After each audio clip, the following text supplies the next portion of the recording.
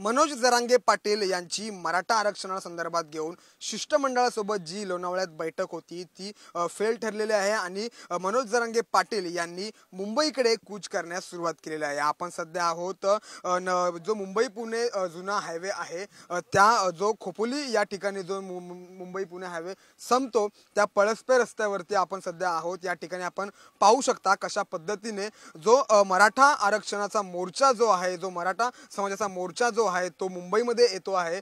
त्यांच्या स्वागतासाठी मराठा समाजातील प्रत्येक नागरिक जे आहेत ते या ठिकाणी आपल्याला पाहायला मिळत आहेत। त्यांचा उत्साह जो आहे तो आपल्याला या ठिकाणी पाहायला मिळतोय।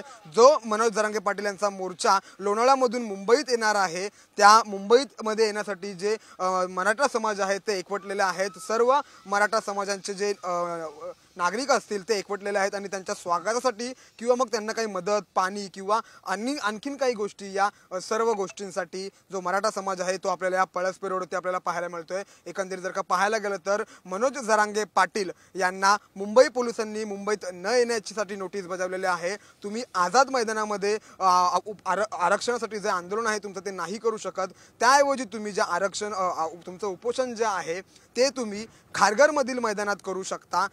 हा त्यांना एक ऑप्शन मुंबई पोलिसांनी दिलेला आहे। आता हे पाहणं महत्त्वाचं आहे की मनोज जरांगे पाटील नेमकं आंदोलन कुठे करतात, कारण त्यांनी जो आग्रह धरलेला होता तो आधीपासून आग्रह हाच होता की आम्ही आझाद मैदानामध्ये आंदोलन करणार, आम्ही मुंबईच्या दिशेने कूच करणार।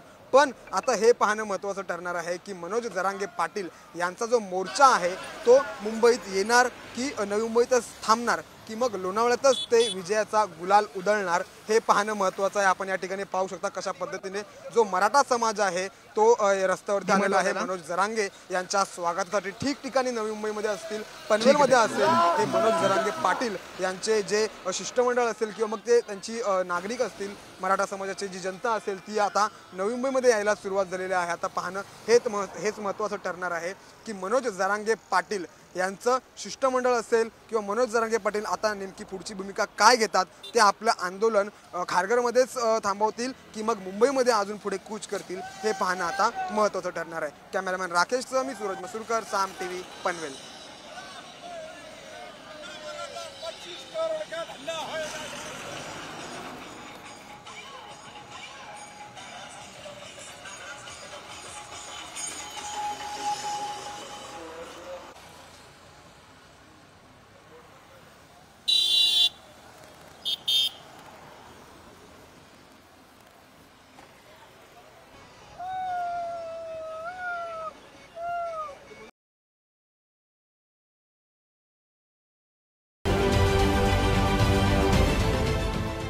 देश विदेशातील प्रत्येक घडामोडींचे लाईव्ह अपडेट मिळवण्यासाठी आता साम टीव्हीच्या सर्व सोशल मीडिया प्लॅटफॉर्मला लाईक, फॉलो आणि सबस्क्राईब करा।